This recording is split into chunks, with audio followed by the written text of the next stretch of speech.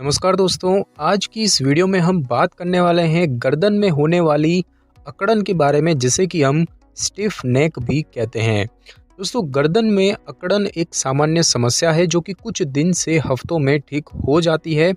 गर्दन में अकड़न बहुत ही कम मामलों में किसी गंभीर समस्या का संकेत देती है।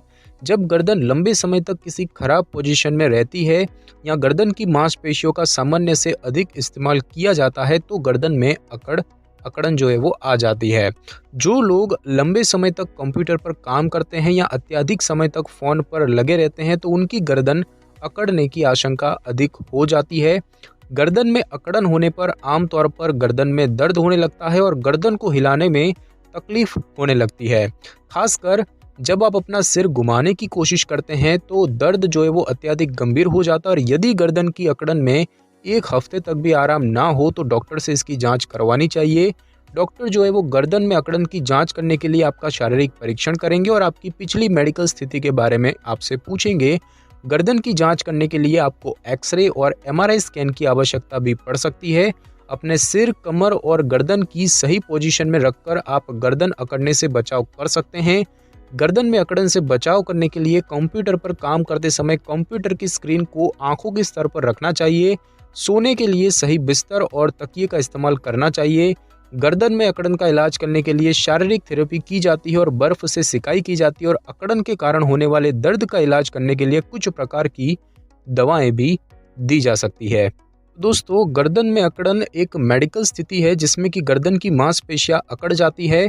गर्दन की मांसपेशियां जब अकड़ जाती है तो गर्दन को इधर उधर हिलाने में दर्द होने लगता है और यह मुख्य रूप से मांसपेशियों में खिंचाव होने से, रीढ़ की हड्डी से जुड़े किसी प्रकार के विकार होने या फिर गर्दन की किसी खराब मुद्रा के कारण होती है।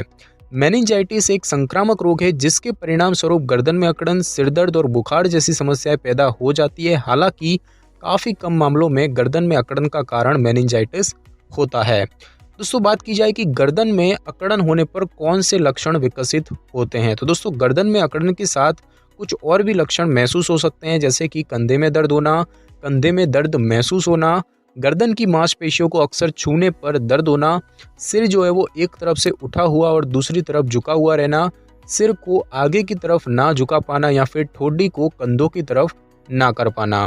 बात की जाए कि आपको डॉक्टर को कब दिखाना चाहिए, तो दोस्तों आपको कुछ ऐसे लक्षण महसूस हो रहे हैं जैसे कि बुखार, चलने और लिखने में कठिनाई होना, उलझन सी महसूस होना, चक्कर आना, गर्दन में अकड़न के साथ साथ सिरदर्द, कमजोरी, गर्दन सुन्न होना या फिर गर्दन में झुनझुनी महसूस होना, वजन घटना जिसके कारण का पता ना हो, मतली और उल्टी होना या फिर गर्दन में अकड़न की समस्या लगातार कई दिनों तक जो महसूस हो रही है तो आपको जल्द से जल्द डॉक्टर को दिखा लेना चाहिए।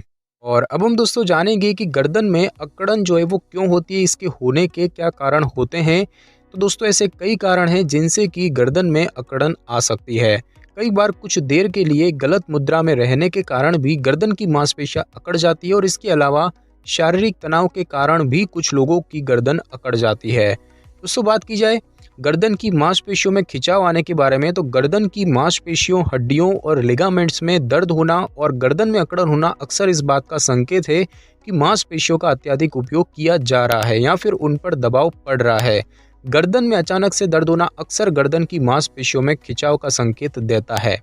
उसके बाद बात की जाए गर्दन की मोच की, तो दोस्तों अचानक से गर्दन और सिर में झटका लगना भी गर्दन में अकड़न और दर्द का कारण बन सकता है।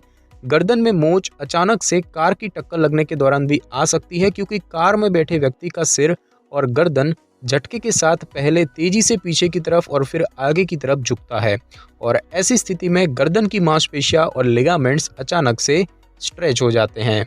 उसके बाद दोस्तों बात की जाए चोट लगने की, तो यदि आपका एक्सीडेंट हुआ है जिससे कि आपकी गर्दन को गहरा धक्का या फिर झटका लगा है तो इससे भी गर्दन की मांसपेशियां और लिगामेंट्स क्षतिग्रस्त हो सकते हैं, जिससे कि आपकी गर्दन अकड़ सकती है। उसके बाद बात की जाए गठिया की, तो दोस्तों ऑस्टियोआर्थराइटिस होने पर आपकी उम्र के साथ आपकी गर्दन के जोड़ क्षतिग्रस्त होने लगते हैं और जिससे कि आपकी गर्दन अकड़ने लग जाती है और ठीक से हिल भी नहीं पाती है। उसके बाद दोस्तों बात की जाए रीढ़ की हड्डी से जुड़े कुछ विकारों की, तो दोस्तों गर्दन की हड्डी को सर्वाइकल स्पाइन भी कहते हैं और यह गर्दन के ऊपरी हिस्से की रीढ़ की हड्डी, कशेरुकाओं और डिस्क का हिस्सा होता है। जब सर्वाइकल स्पाइन का कोई भी हिस्सा सीधी रेखा में नहीं रहता तो गर्दन में दर्द और अकड़न पैदा हो जाती है।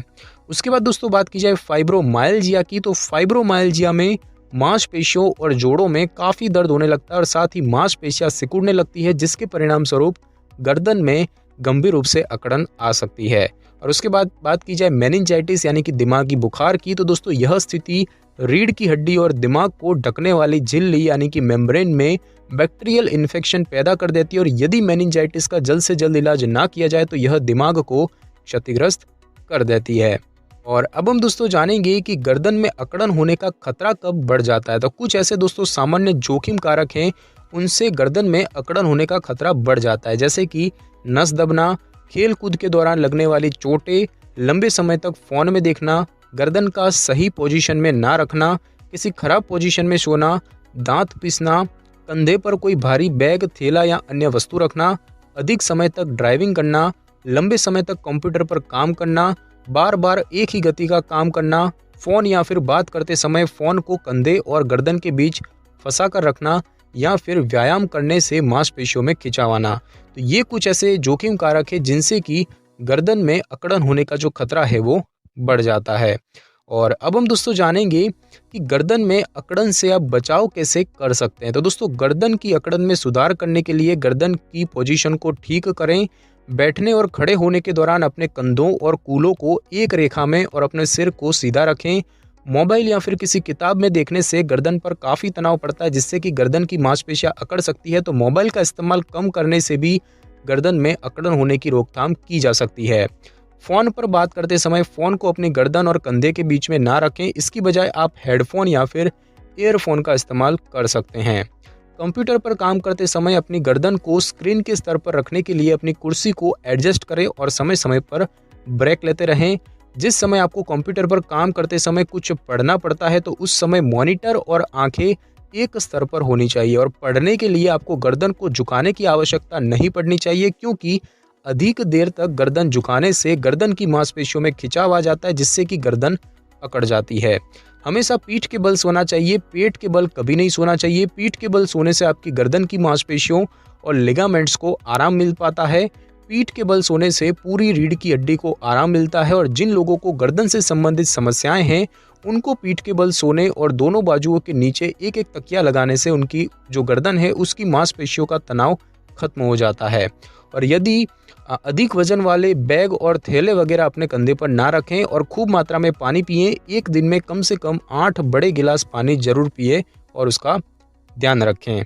और अब हम दोस्तों जानेंगे कि गर्दन में अकड़न जो होती है इसका निदान कैसे किया जाता है। तो दोस्तों समस्या का परीक्षण करने के लिए डॉक्टर आपकी पिछली मेडिकल जानकारी के बारे में पूछेंगे और आपका शारीरिक परीक्षण करेंगे और वे आपकी गर्दन की मांसपेशियों को हाथ से हल्का दबाव देंगे और यह पता करेंगे कि कहीं छूने पर दर्द तो नहीं हो रहा।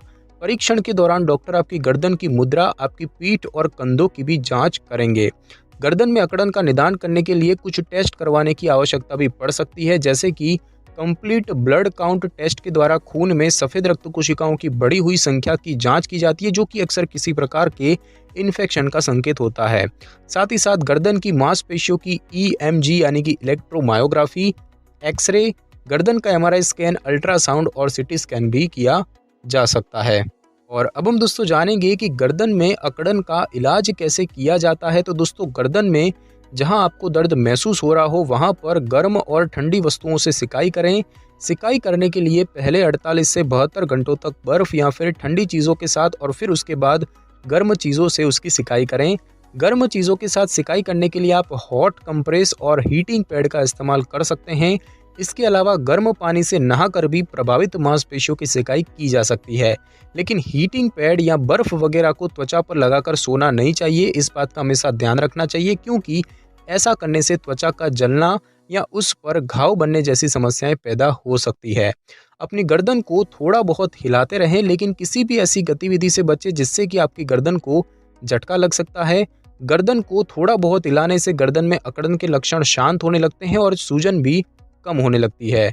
नियमित रूप से व्यायाम करने से मांसपेशियां मजबूत रहती है, स्ट्रेस हार्मोन कंट्रोल में रहता है, मांसपेशियों में सूजन कम हो जाती है, शरीर का स्वस्थ वजन बना रहता है और रात के समय नींद भी अच्छी आती है। व्यायाम करने से शरीर के सभी नरम ऊतकों यानी कि रीढ़ के ऊतकों को भी जो है पर्याप्त मात्रा में ऑक्सीजन मिलती है, जिससे कि ठीक होने की गति बढ़ जाती है। गर्दन की हल्की हल्की मालिश या फिर मसाज करें। अपने डॉक्टर की सलाह के बिना गर्दन या कॉलर के जो ब्रेस होते हैं यानी कि सहारा देने वाले उपकरण होते हैं उसका इस्तेमाल ना करें, क्योंकि अगर आप इनको उचित तरीके से लगा नहीं पाए तो ये उपकरण आपके लक्षणों को और भी बदतर बना सकते हैं।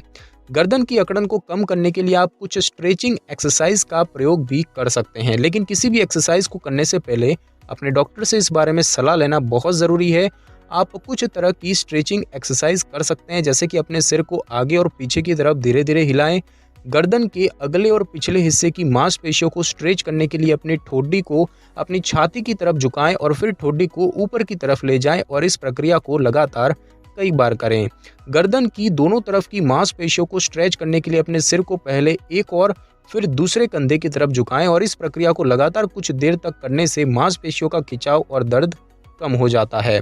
गर्दन अकड़ने की स्थिति में अपने सिर को दाएं और बाएं घुमाना यह सबसे दर्दनाक प्रक्रिया हो सकती है और इसीलिए इसे बिल्कुल धीरे धीरे करने की कोशिश करें। हालांकि व्यायाम के तौर पर इस प्रक्रिया को दिन में कई बार करने की कोशिश करें और आपकी चिंता के स्तर की जांच करें, मतलब कि यदि आपको अत्यधिक चिंता हो रही है तो उसके परिणाम स्वरूप आपका शारीरिक तनाव बढ़ सकता है और आगे चलकर इसी के कारण गर्दन में अकड़न हो सकती है। तो यदि आपको लगता है कि गर्दन में अकड़न का कारण चिंता है तो आपको डॉक्टर से इस बारे में बात करनी चाहिए। तो दोस्तों बात की जाए दवाओं की, तो बात करें एनाल्जेसिक क्रीम की यानी कि दर्द हटाने वाली क्रीम की, तो कुछ ऐसी क्रीम, बाम और मलहम वगैरह जिनमें कि मेंथोल होता है, तो वे त्वचा और मांसपेशियों संबंधी दर्द और पीड़ा को तुरंत शांत करने में मदद करती है। दर्द निवारक दवाओं की बात करें तो आइबुप्रोफेन और एसिटामिनोफेन ले सकते हैं और मांसपेशियों को आराम देने वाली दवाओं की बात करें तो ये दवाएं गर्दन की मांसपेशियों को शांत करके उनकी अकड़न और दर्द को कम कर देती है और इन दवाओं का सिर्फ कुछ ही समय के लिए उपयोग किया जाता है। इन दवाओं का इस्तेमाल खासकर सोने से पहले ही किया जाता है।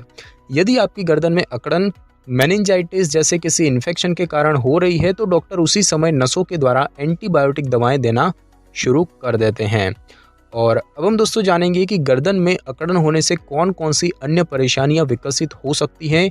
तो दोस्तों गर्दन में अकड़न होने से आपको कुछ गंभीर जटिलताएं भी पैदा हो सकती है। जैसे कि बात की जाए मेनिंजाइटिस की, तो इस गर्दन में अकड़न पैदा करने वाले सबसे आम इन्फेक्शन में से इसे एक माना जाता है और मेनिंजाइटिस के कारण कुछ हद तक बहरापन या फिर याददाश्त खोना, मिर्गी और यहाँ तक कि मरीज की मृत्यु भी हो सकती है।